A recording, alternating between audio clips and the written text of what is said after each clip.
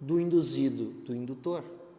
As cargas negativas livres do induzido vêm para o hemisfério esquerdo.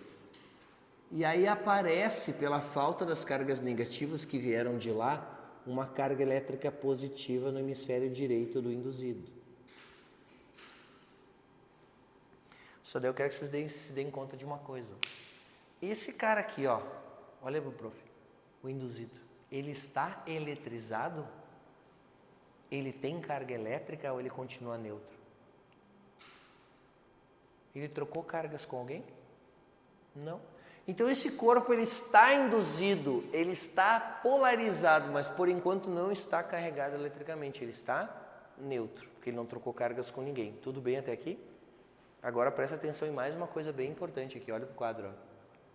Se esse corpo está positivo e negativo, ele vai sofrer ao mesmo tempo uma força de atração, porque essa carga é positiva, e uma força de repulsão. Agora, presta atenção nisso. Ó.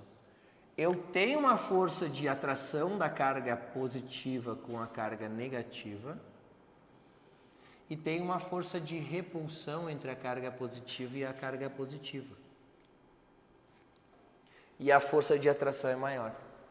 Por que a força de atração nesse caso vai ser maior?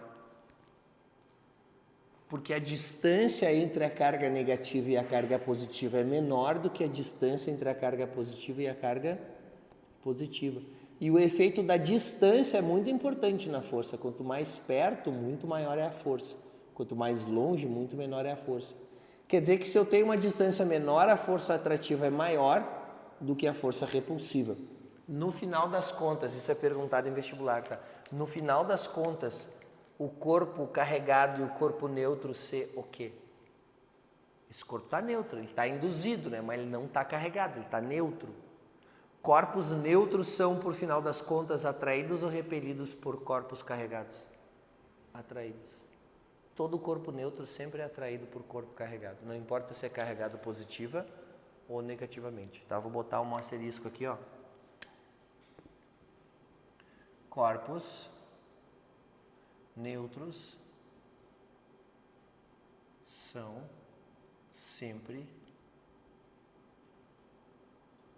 atraídos.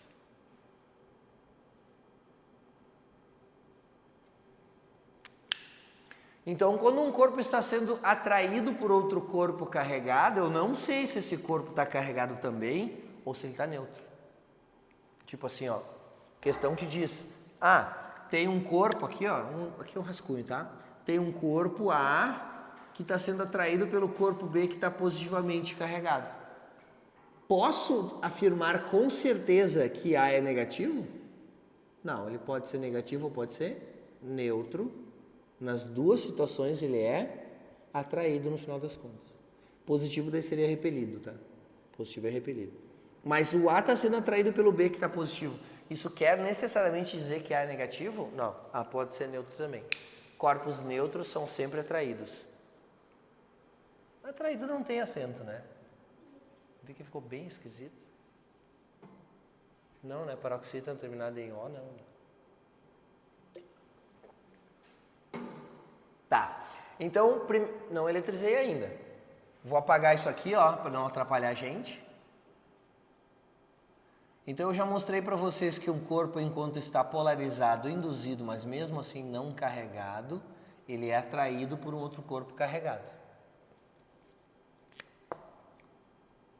Agora, para que este corpo que está induzido, que está polarizado, mas por enquanto não está eletrizado, se carregue, eu preciso encostar ele em alguém.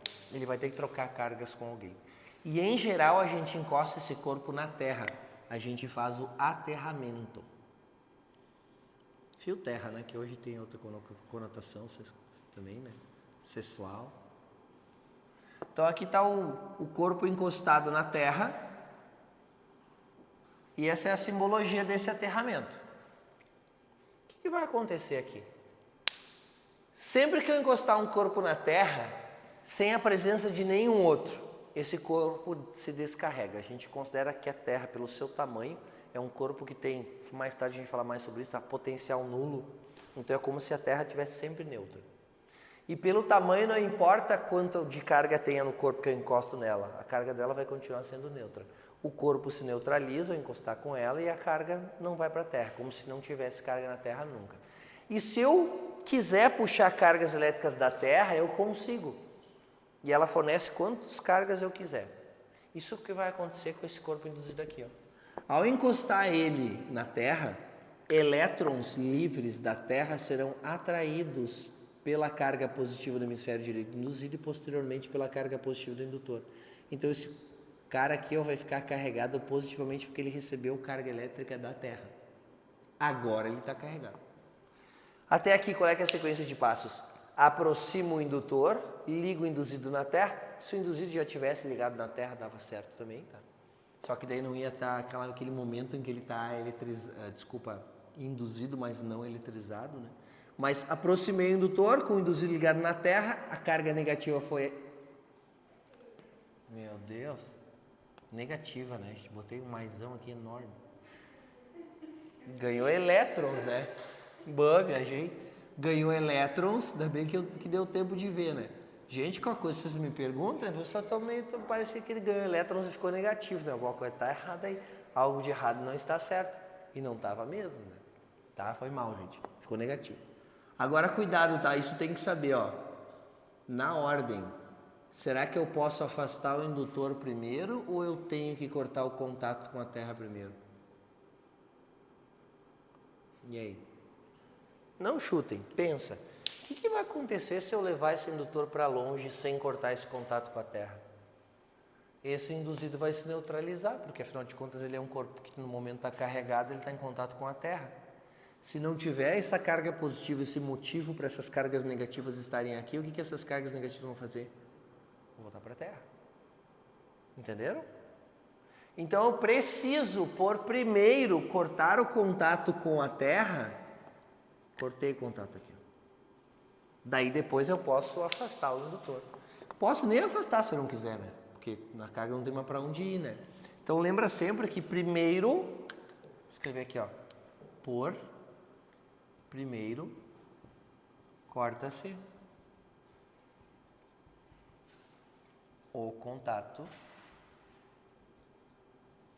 do induzido com a Terra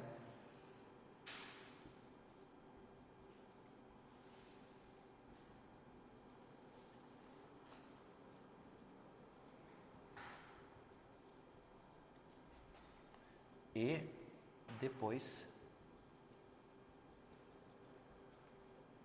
pode-se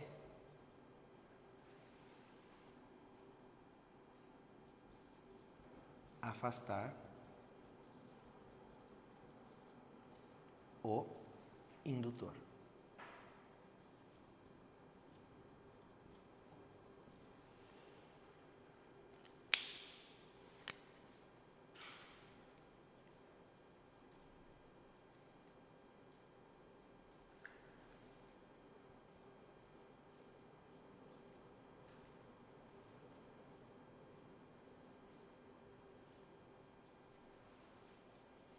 Então, o indutor não trocou cargas com ninguém, continua com a carga elétrica de mesmo módulo e mesmo sinal, fica igualzinho. Esse cara aqui não encostou em ninguém. E o induzido recebeu, coloquei ali 4 elétrons, né? Podia ser um pouco mais, podia ser um pouco menos, 4 elétrons da Terra. No final do processo de eletrização por indução, deixa eu anotar aqui, ó, final. Os corpos estão eletrizados com cargas elétricas de mesmos sinais ou de sinais opostos? Sinais opostos, né? Vou escrever aqui, ó.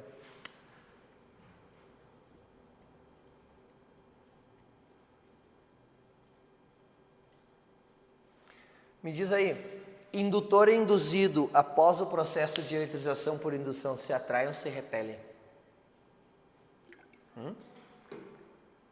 Se atraem, né? Sinais contrários. Desde antes eles já se atraíam, né? Se atraem.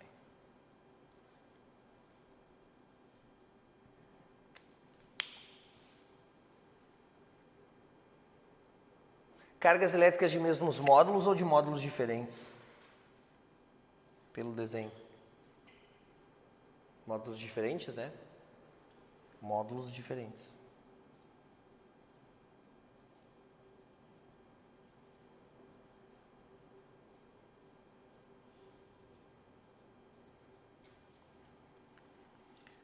Aqui, quanto mais perto eu trouxer o indutor do induzido, mais carga vai vir da terra para o induzido, tá? Então eu posso manipular o módulo da carga do induzido pela proximidade, só que se eu aproximar demais, pode passar a carga do indutor para o induzido pelo ar mesmo, ou pelo vácuo. Existe um limite de concentração de cargas que a gente pode ter e aquele meio ser isolante, tá? Se eu passar desse limite, que é chamado de rigidez dielétrica, o meio passa a ser condutor e aí passam cargas pelo ar ou por esse meio, que pode ser até o vácuo entre os corpos. Entenderam o processo de elettrização por indução?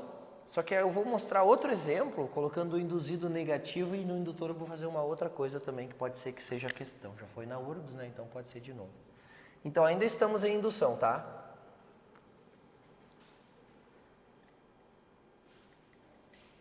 Vai ficar bem completinho. Opa, é o indutor aqui.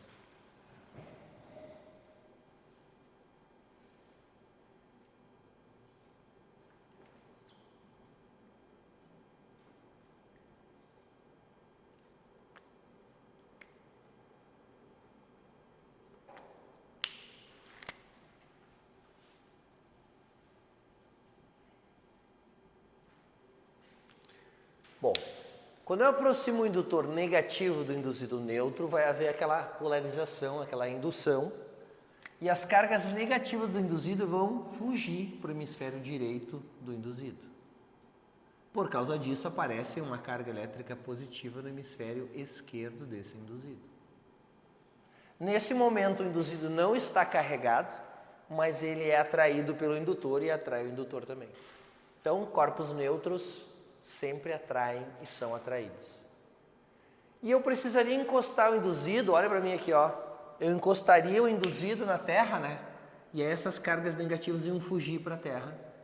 E por isso esse induzido ia ficar positivo. Tudo bem? Não vou fazer. Mas se eu encostasse ele na Terra, ó, esses elétrons iam fugir para a Terra. Fugindo da carga negativa do indutor. Aí, como consequência, esse cara ia ficar positivo por ter perdido cargas elétricas negativas. Existem algumas questões que, ao invés de encostar esse corpo na Terra, eles encostam num terceiro corpo.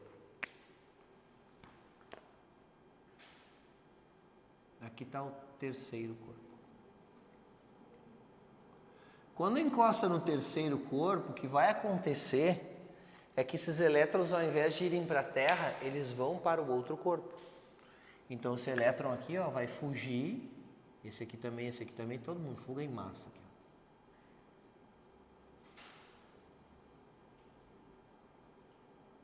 E eles vão vir para cá. Pode ser até assim, né? Aqui, ó. Então, esses elétrons não vão mais estar aqui, ó. Eles foram para lá. Quando é a Terra, esses elétrons sumem na Terra. Quando é um terceiro corpo, eles vão ficar no terceiro corpo.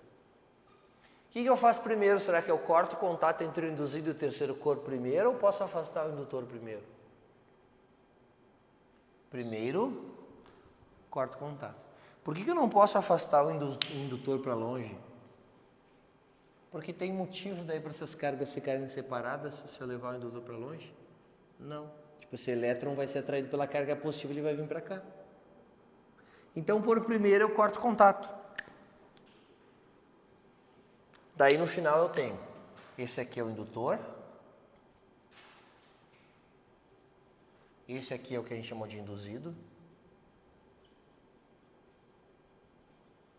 E esse cara aqui é que a gente chamou de terceiro corpo.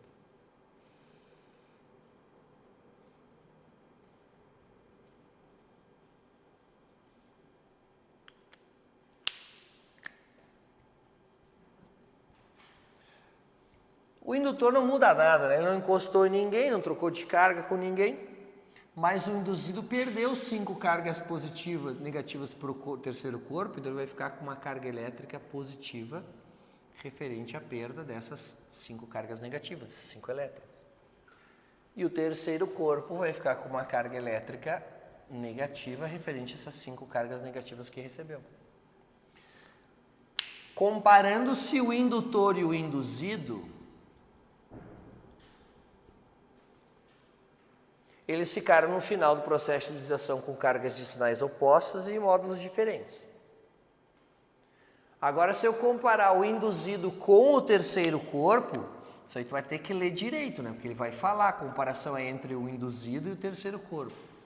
A comparação entre o induzido e o indutor. Nessa comparação, os corpos estão eletrizados com cargas de sinais opostos e módulos iguais. Por que o módulo do induzido e o módulo do terceiro corpo é igual à carga? Porque os dois estavam neutros inicialmente. E todos os elétrons que estão em excesso no terceiro corpo vieram do induzido. Então esses dois ficam eletrizados com cargas de módulos iguais. Tudo bem? Quer ver uma frasezinha? Durante o processo de eletrização por indução não há nenhum tipo de contato entre os corpos, verdadeiro ou falso?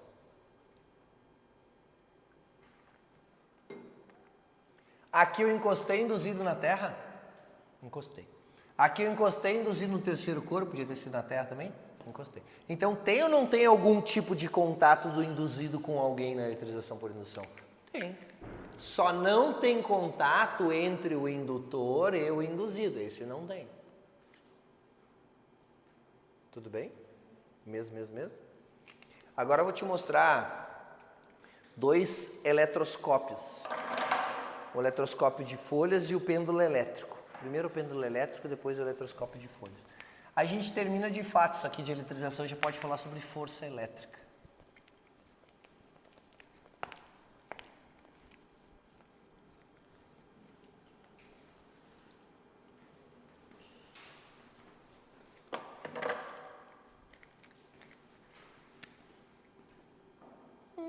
Acho que eu vou desenhar aqui embaixo o pêndulo elétrico.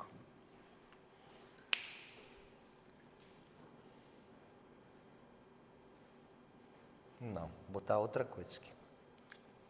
Já ouviram falar nisso aqui, ó?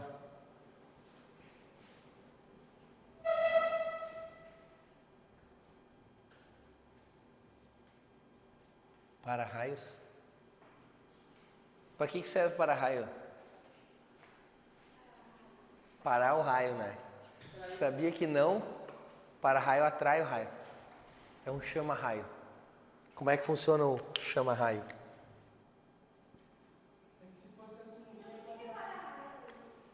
Pelo mesmo motivo que vende um negócio chamado paraquedas e aquilo não para queda nenhuma. O cara continua caindo. Qual é a segurança que o negócio chama freia quedas te dá? Porque na real o paraquedas ele freia quedas, ele não para, né? Se parasse o cara ia abrir o paraquedas e ia ficar lá em cima. Só que tu ia... agora eu tô seguro, eu posso saltar do avião, eu tô vestindo um freia quedas. Para te dar uma segurança, né? Ele vai parar minha queda, né? Não vai, né, mãe? E o para-raios é a mesma história. Se tu chamasse isso de chama-raios, as pessoas não iam querer. E o chama-raio, ele chama mesmo. Uhum. Onde é que vai cair? Sabe aquela palavra, aquela frase, um raio não cai 2 vezes no mesmo lugar? Tipo assim, essa maior idiotice científica que já inventaram em frase para relacionar a ciência com a vida, né?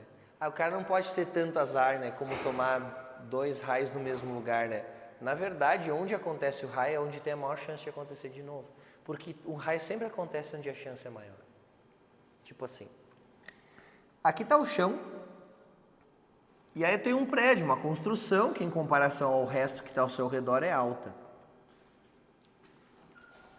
Quando eu tenho nuvens, essas nuvens se eletrizam por reações químicas e se eletrizam também por atrito com o ar. Já percebeu que só tem raio se tem nuvem? Não tem como ter raio sem ter nuvem, a não ser que é o Thor que está vindo, né? Daí não precisa ter nuvem. Mas só tem raio quando tem nuvem.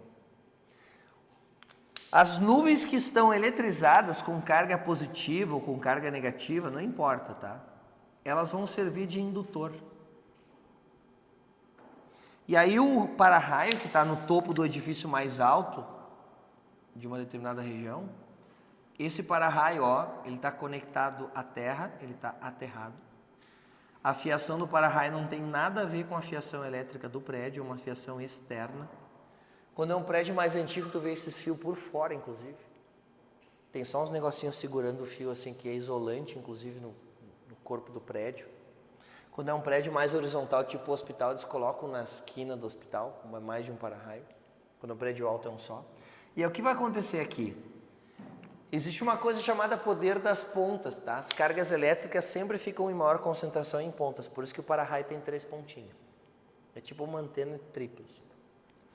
Aí os elétrons vêm do para-raio para a Terra, ó, repelidos por causa da carga das nuvens. O que vai acontecer? Esse para-raio vai ficar positivo. E a nuvem fica mais negativa perto do para-raio. E o para-raio fica positivo. E a nuvem fica mais negativa perto do para-raio. Chega uma hora que é tanta carga positiva embaixo, tanta carga negativa em cima, que o ar vai se tornar condutor. O ar que era isolante, ele se torna condutor. E aí vai cair um raio aqui. Bonito meu raio.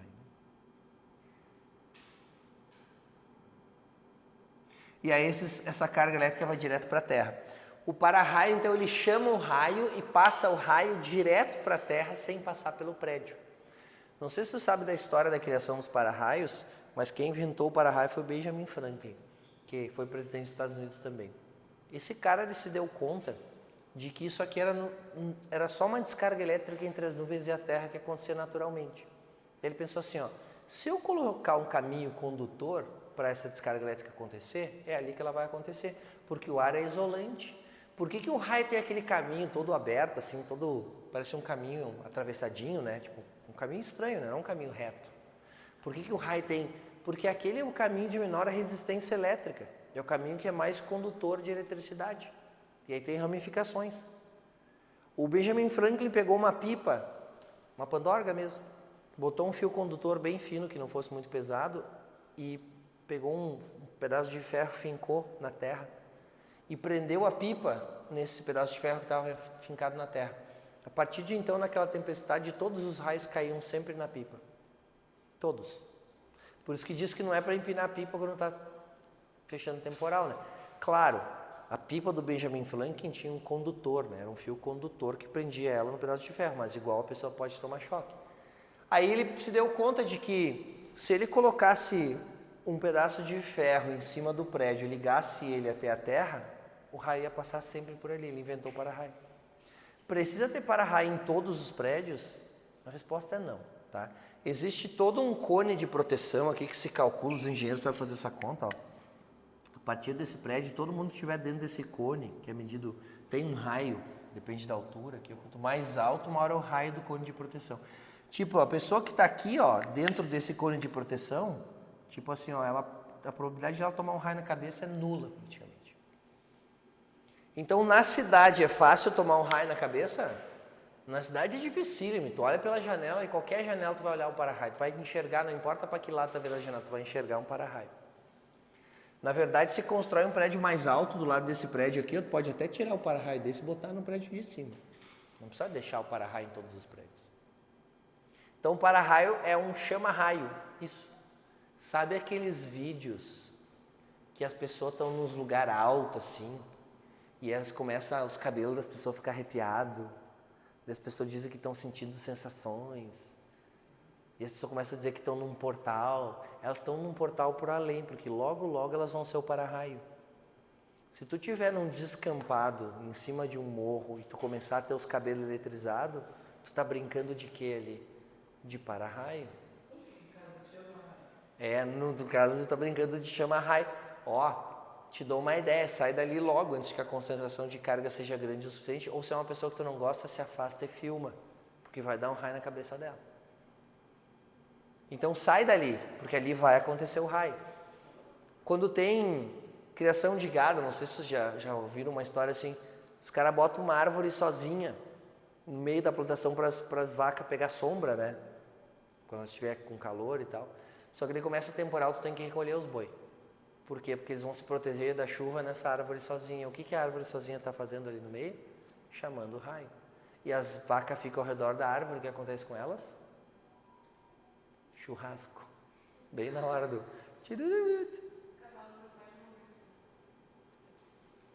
Cavalo do... Droga.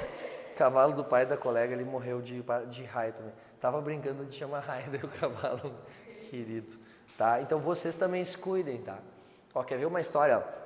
Eu era casado e a gente ia numa chácara de um tio da minha ex-esposa. E aí ele ganhou de alguém um pedaço de trilho de trem. E aí ele botou de poste na chácara. Fez um buraco, foi lá com o trator, ergueu e botou e pendurou uma luz. E ele reclamava que todo temporal que dava queimava tudo as câmeras da casa dele. Tudo as câmeras. No interior eles fazem isso, eles moram na cidade, mas eles botam câmera e ficam assistindo para ver se tem ladrão e tal. Plantação de milho, umas ovelhas, os caras sempre tem. Granja no interior não é uma granja para tu ir e ter a despesa, não. Tu vai ter carne na granja, tu vai ter galinha, aquela história toda. Plantar umas verduras. Tinha um negócio de verdura lá também. Daí eu olhei para ele e falei assim, mas o que é esse poste aí? Ele falou assim, isso aqui eu ganhei um pedaço de trilho de não sei quem, quando desfizeram a estrada, a ferro, não sei onde. Eu falei assim, então aqui está o teu problema. Ele falou, por quê? Eu falei, isso aqui é um para-raio. Toda vez que dá temporal, os raios estão caindo tudo aqui. Claro que vai fritar as tuas câmeras, né? Dá uma descarga elétrica em toda a rede. E tinha uma luz ainda no poste ali. Daí ele trocou o para-raio e nunca mais queimou. Trocou o poste, né? Botou um poste de alvenaria e nunca mais queimou as câmeras do sítio dele. Então, não é a vantagem de pegar um negócio de ferro e colocar de poste. Né? Por quê? Porque vai chamar raio. No meio de uma cidade não tem problema, só que era uma granja, né? Então aquele poste lá era o para-raio, o negócio mais condutor e mais alto que tinha na terra dele. É o que ia atrair os raios. Foi? Então para-raio é chama-raio. Uhum. E o ar se torna condutor quando a sua rigidez de elétrica é vencida, né? É ultrapassada. Agora sim, pêndulo elétrico e depois... Oi? Como?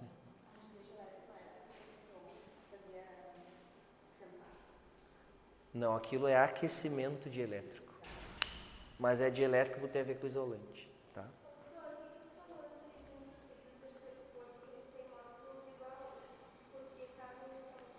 Porque os dois estavam neutros e toda a carga que tem num veio do outro. Tipo, esses elétrons que vieram para o terceiro corpo, eles foram repelidos pelo indutor, mas eles vieram de quem? Do induzido. 5 elétrons vieram para cá. Quer dizer que o induzido agora tem uma carga que tem a ver com a falta de 5 elétrons, ou seja, aparece 5 cargas positivas, e o terceiro corpo está com esses 5 elétrons. Então o módulo tem que ser igual. Esse terceiro corpo seria meio que um contato? É, mas só assim, ó, não é processo de eletrização por contato, porque se eu só encostasse esses dois, eles não iam se eletrizar, né? Tipo, não tem o indutor. Ah, pega uns dois neutros, encosta e separa, eles não ficaram um positivo e outro negativo. Tá? Mas sim, eu coloco o induzido em contato com o terceiro corpo nesse exemplo, e aqui eu coloco o induzido em contato com a Terra. Tem um contato. Mas não é pelo contato que ocorre a eletrização, né? Ocorre a eletrização por ter presença de um corpo carregado próximo a ele. A gente chama de indução. Tudo bem? Mas é bom que vocês perguntem, tá? Que eles ficam mais seguros na hora de responder as questões. Funciona? Pêndulo elétrico.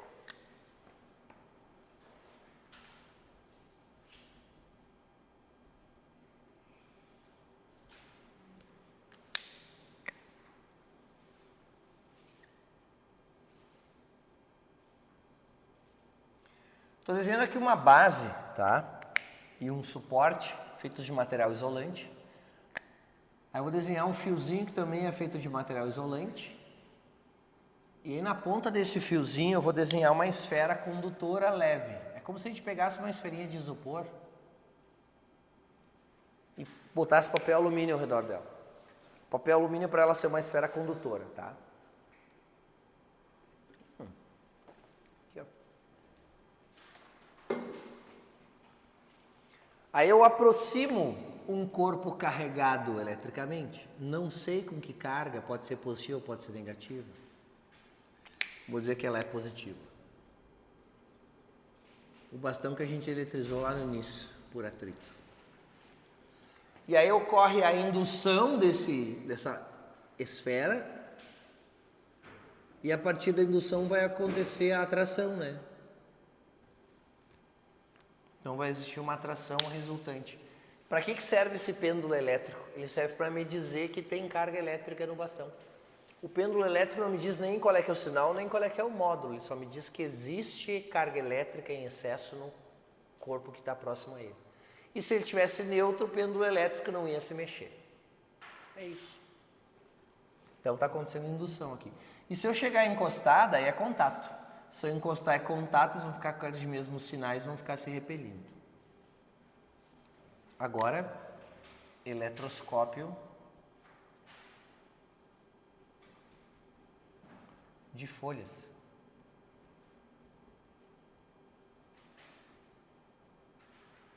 O eletroscópio de folhas ele serve para a mesma coisa, para indicar a presença de carga. Ele é um pouco mais complexo só.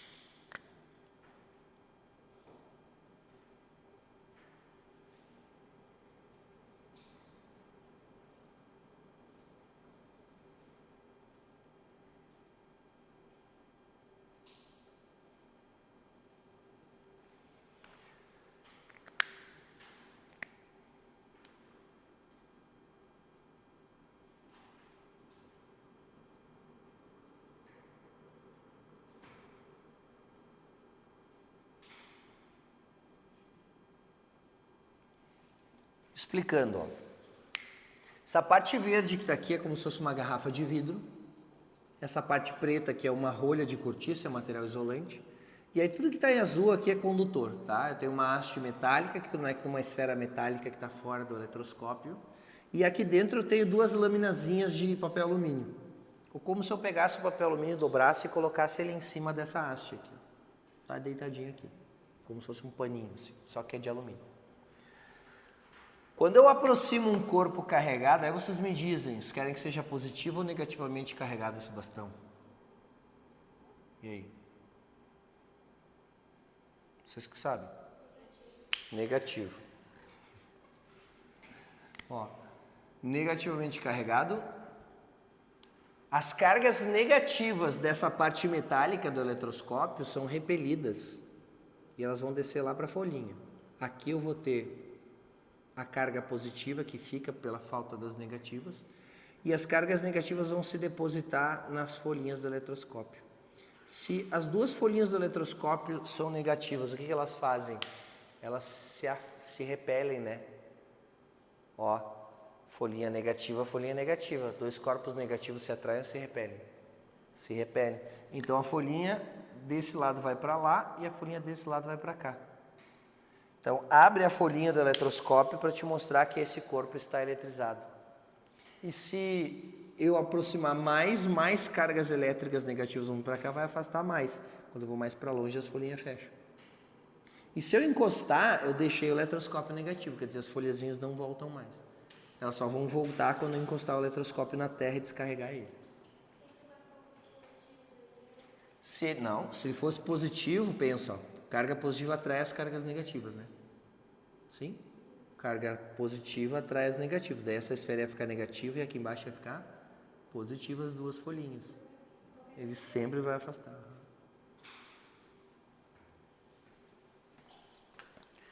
Pronto, terminamos os processos de eletrização e agora a gente vai conversar sobre força elétrica.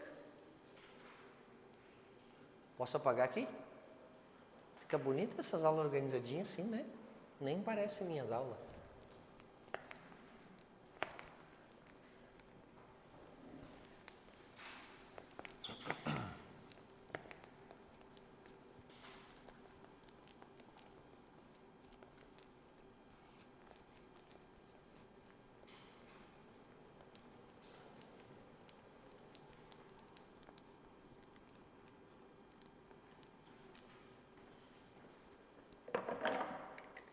Força elétrica ou lei de Coulomb.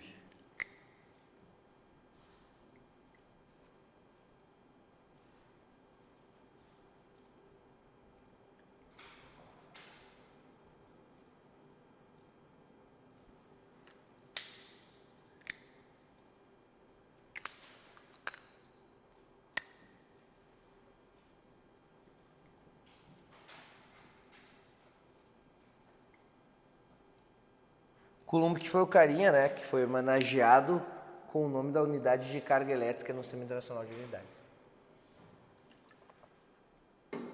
A gente já sabe que cargas elétricas de mesmos sinais se repelem e cargas elétricas de sinais opostos se atraem. Então, eu vou dizer uma carga elétrica pontual. Pontual é quando as dimensões não importam, tá? Que eu vou chamar de Q1.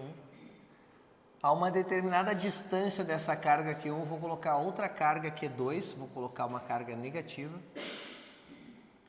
E a gente já sabe que existe uma força de interação entre essas partículas. Existe uma força de atração, porque as duas são de sinais contrários.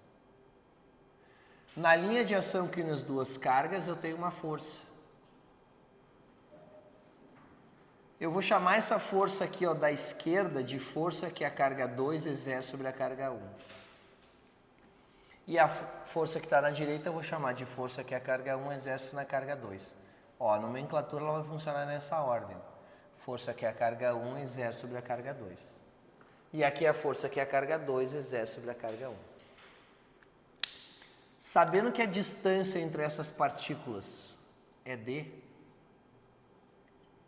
a gente pode atribuir um valor para essa força elétrica, a gente pode quantificar ela, fazer a conta, através da lei de Coulomb. Coulomb foi o cara que olhou para a lei da gravitação universal e pensou assim, deve ter alguma coisa a ver. Vocês lembram da lei da gravitação universal? Vou escrever aqui, ó. Gravitação. A gente vai falar mais sobre gravitação universal de Newton, tá lá na mecânica, na frente 1, mas vai demorar um pouco para aparecer isso aí. Foi Newton que em 1680 e alguma coisinha se deu conta de qual é que era a lei matemática da interação entre corpos devido à sua massa, que ele chamou de interação gravitacional. A força gravitacional entre duas partículas é igual a Gzão, que é uma constante que foi determinada em 1885, muitos anos depois, vezes a massa de um dos corpos, vezes a massa do outro corpo, né? São dois corpos que interagem, sobre a distância entre eles elevado ao quadrado. O Coulomb pensou, essa interação elétrica também é uma interação à distância, assim como a interação gravitacional. Ela existe por causa de uma propriedade da matéria, que é a carga elétrica. Então ela pode ter uma matemática parecida com a interação gravitacional, e ele deu uma baita dentro. A força elétrica entre essas duas partículas é diretamente proporcional a cada uma das cargas e inversamente proporcional ao quadrado da distância que separa elas. E aí só faltou uma constante de proporcionalidade aqui, ó, que é chamada de constante eletrostática do meio entre as partículas. Quando o meio entre as partículas é o vácuo, a gente usa o K0. Então eu vou escrever aqui, ó, no vácuo,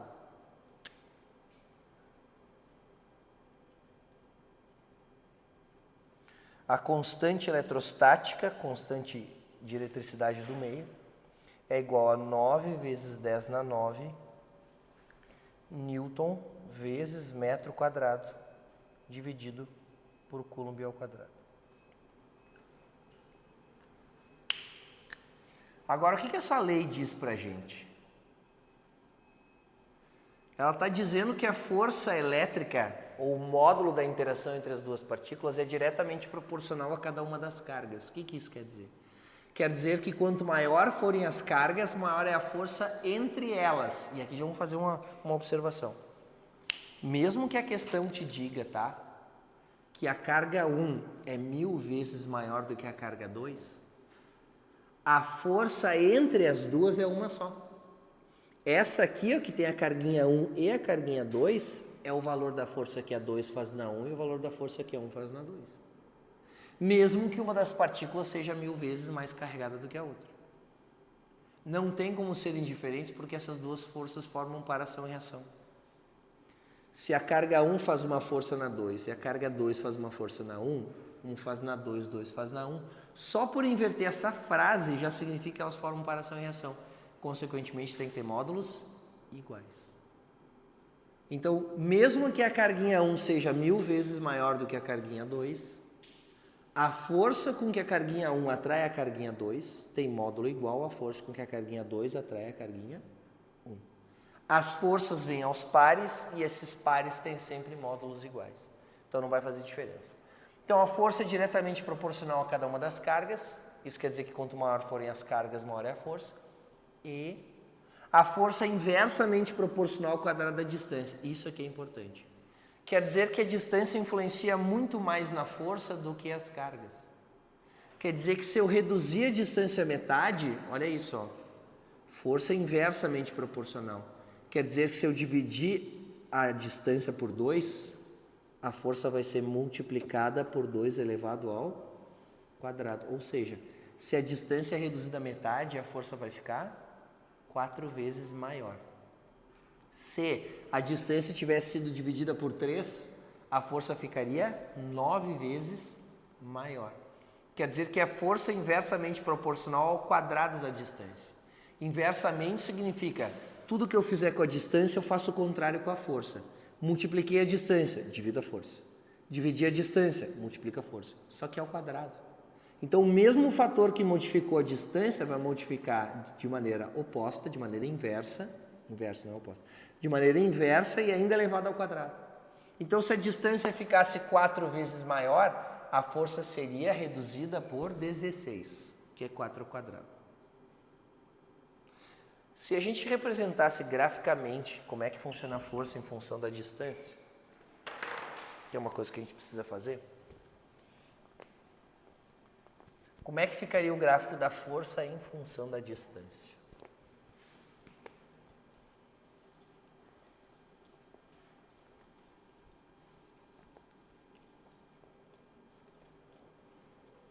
Olha só.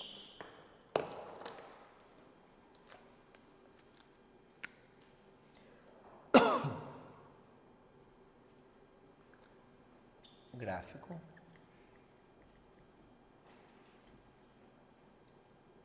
da força elétrica versus a distância.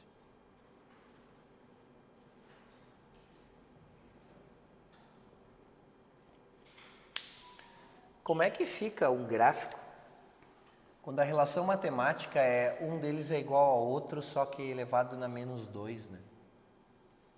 Ok, professor? Ó, aqui força em newtons em função da distância em metros. Vocês perceberam que a gente tem aqui, ó, força elétrica é igual a K, que é uma constante, vezes as cargas, que também vão ser constantes na situação, sobre a distância ao quadrado, ó, é como se eu tivesse isso, ó, y é igual a uma constante sobre x ao quadrado. Essa é a equação. Porque quem está em cima não vai mudar, a gente está variando a distância. F é quem está no eixo vertical, que a gente chama de y na matemática, e o D seria o x. Como é que fica o gráfico de uma função que é assim, ó, y igual a um número sobre x ao quadrado? Vocês lembram da matemática? Já viram isso esse ano? Não sei, acho que não. Isso é uma função exponencial decrescente. Porque y é igual a uma constante vezes x na menos 2, né? Tudo bem? Posso escrever como x na menos 2. E o desenho dessa equação, o desenho gráfico, né, dessa equação sempre fica assim, ó, sempre é uma assíntota.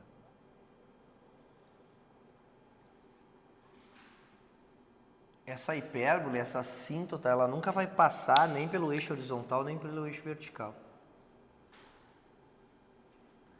Mas quando a distância tende a um valor muito grande, a força tende a zero. Então a força entre duas partículas vai ser zero em algum momento? Não. Eu tenho duas partículas carregadas eletricamente, sempre existe força entre elas, ou atrativa ou repulsiva. A não ser que a distância entre elas seja infinitamente grande, eu posso considerar a força infinitamente pequena e a gente vai dizer que a força tende a zero.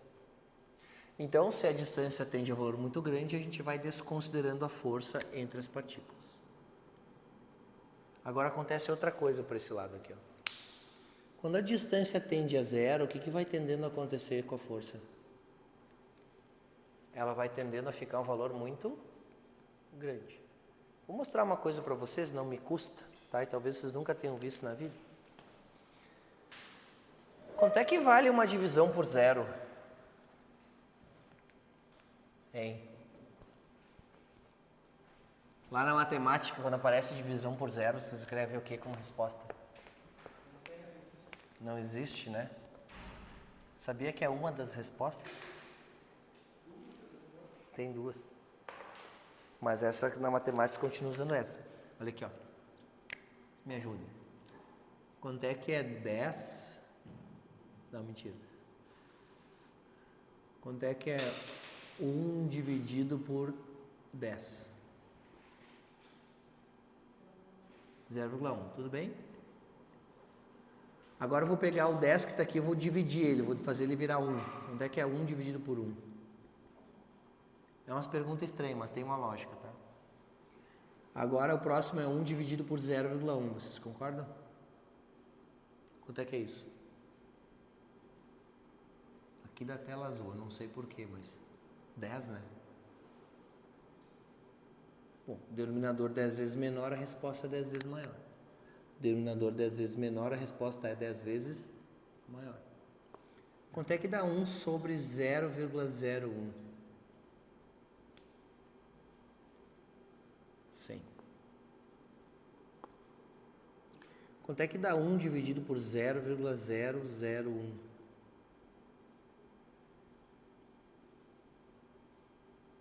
Quanto é que dá 1 dividido por 0,0001? 10 mil. Quanto é que dá 1 dividido por 0,00001? 100 mil. Vocês perceberam que quanto mais próximo de zero é o denominador, maior é o resultado? E quando a distância ou o número que está embaixo for praticamente igual a zero, a resposta para essa divisão é praticamente infinita. Então, qualquer número dividido por zero dá para dizer que tende a infinito. Não existe divisão por zero ou tende a infinito. Vira 8 deitado. Um 8 com preguiça. Quer dizer, então, que quando a distância, olha o quadro, ó, quando a distância entre as duas partículas tende a zero, a força tende ao valor, é o que o gráfico está mostrando. Né?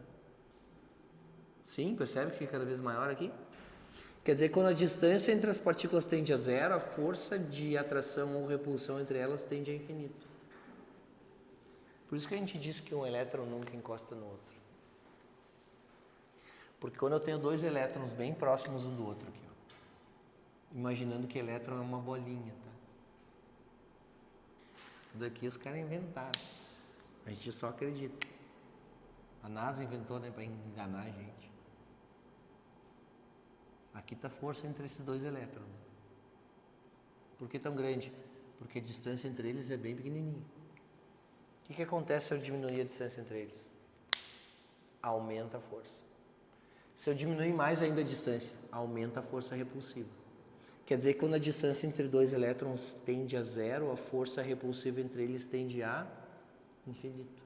Por isso que dois elétrons nunca se encostam. Olha só, tu nunca encostou em nada.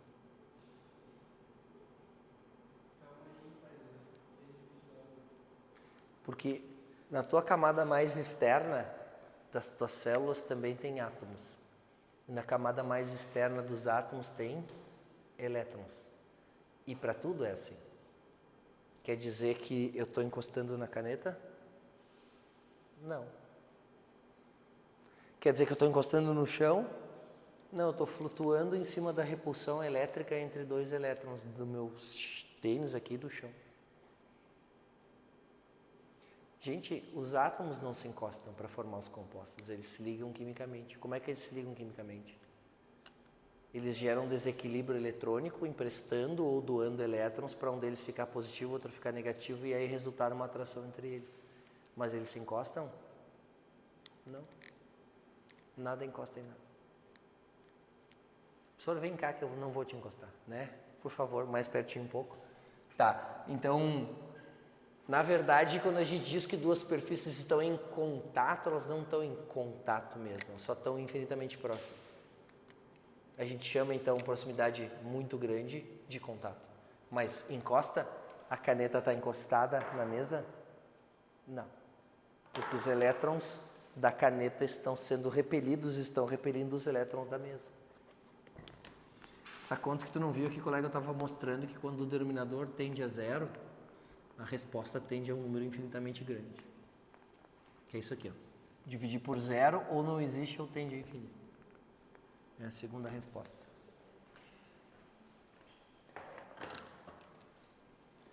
Tá, então dois elétrons nunca se encostam por causa da repulsão eletrostática ser inversamente proporcional ao quadrado da distância que separa eles.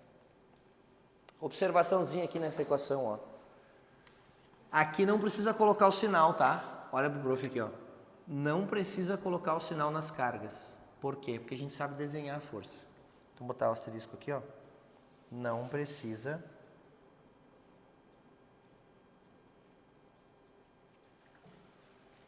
colocar o sinal.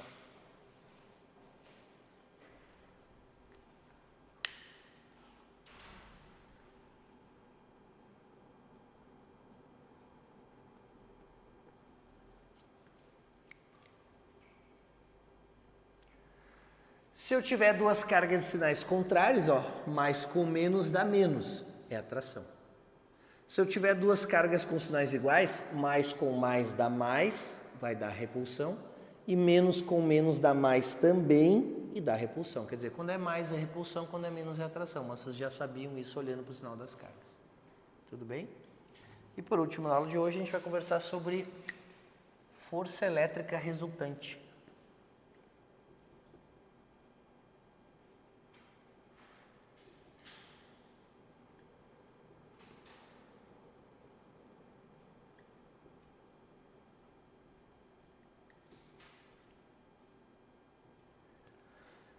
Tipo assim, ó, imagina que eu tenho aqui uma carga elétrica positiva, que eu vou chamar de Q1. Aqui uma carga elétrica negativa, que eu vou chamar de Q2. E aí, num terceiro vértice do triângulo, pode ser aqui, ó, eu vou colocar uma carguinha positiva Qzinho.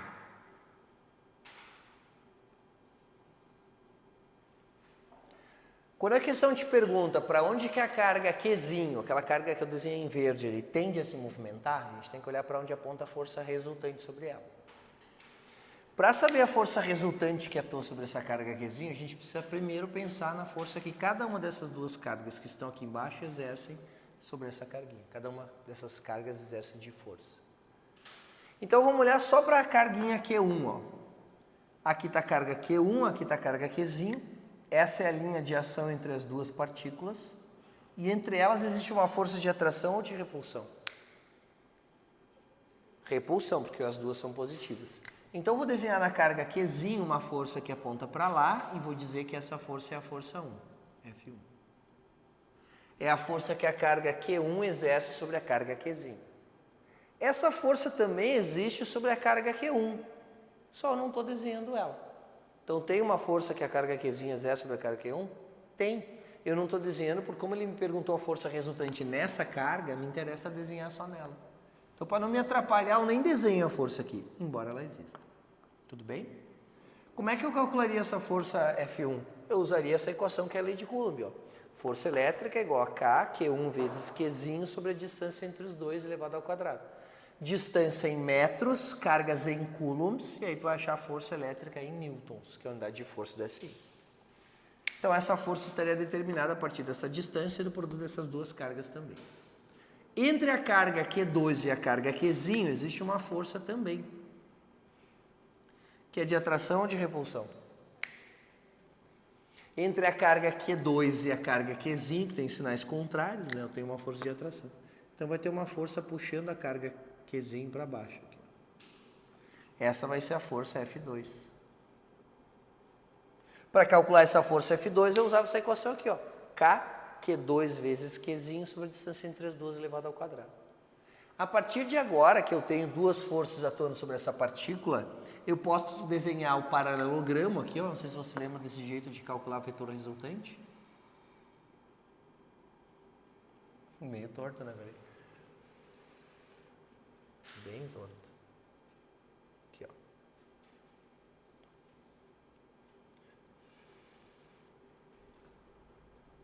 mais ou menos paralelo ao vetor F1 e na ponta do ao F2, aliás, e na ponta do F2 vou desenhar um vetor mais ou menos paralelo ao F1.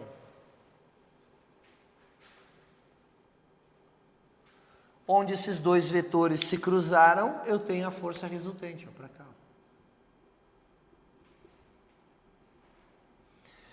Aí para adicionar os vetores, né, se apontam na mesma direção, no mesmo sentido, a gente soma. Se apontam em sentidos contrários, a gente subtrai. Se forem perpendiculares entre si, a gente faz Pitágoras. E quando tiver, como é o caso aqui, né, um ângulo qualquer entre eles, um tal de θ aqui, ó, a gente pode usar a lei dos cossenos. Se vocês não lembram, eu escrevo ela aqui. Força resultante ao quadrado é igual a força F1 ao quadrado mais a força F2 ao quadrado. Até aqui é que nem um Pitágoras. Então eu vou botar aqui mais 2 vezes a força F1 vezes a força F2 vezes cosseno desse ângulo formado pelos dois vetores desenhados com uma origem comum.